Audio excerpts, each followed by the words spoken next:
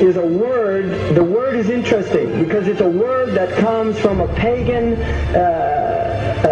Hollywood is the holy wood, and it was the wood that the magical wands were made out of in the pagan sorcery, magic.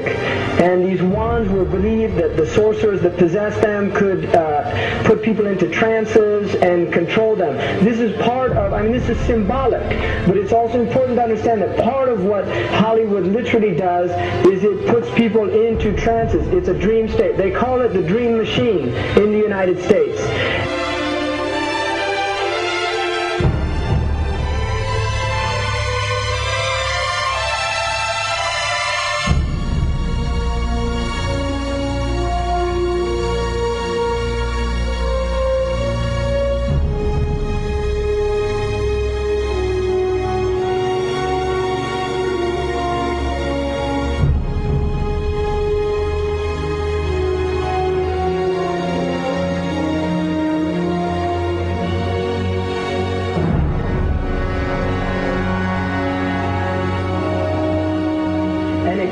Fantasies for people, it puts people into these things. Now, one of the things is interesting that in the part of what's done in movie theaters, in darkened rooms where people watch television, is literally a trance state that occurs. What's called suspended state of disbelief. You enter into a state, you suspend your disbelief and enter into a state whereby you begin to believe what you internally realize is imagination.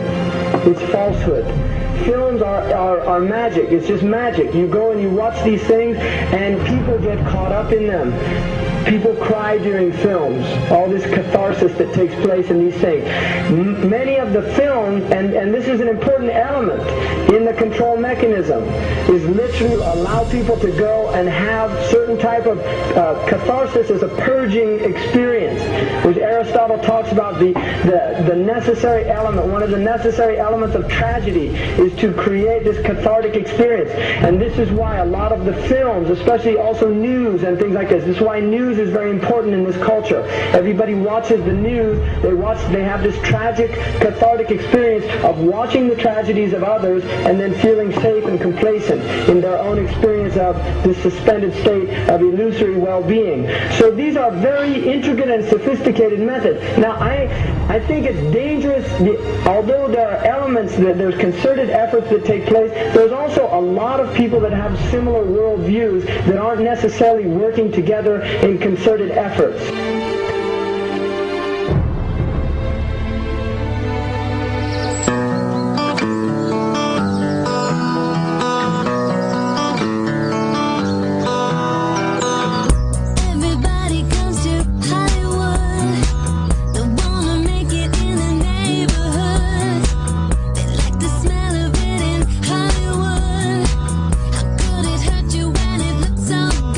Shine your light now.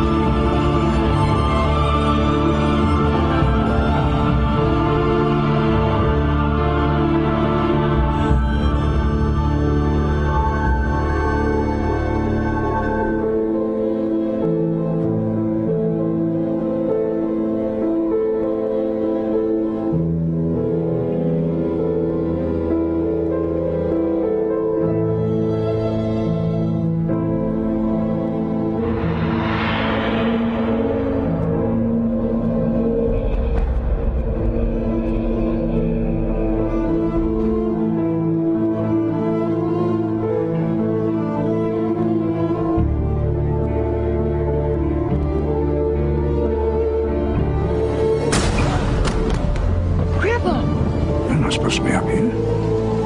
Looking at that? I just wanted to know. No. Well, you're old enough, I suppose. You should know the story. Okay, here we go. It was 1832. On a night much like this.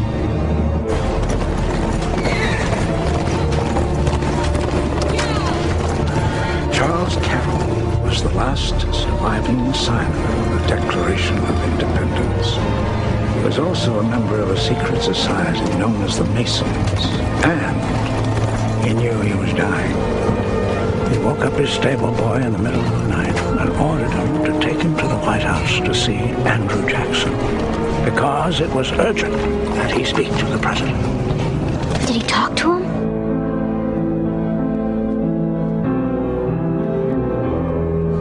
No, he never got the chance. The president wasn't there that night. But Charles Carroll had a secret. So he took into his confidence the one person he could. My grandfather's grandfather, Thomas Gates. What was his secret?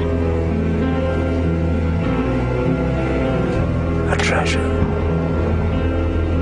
A treasure beyond all imagining.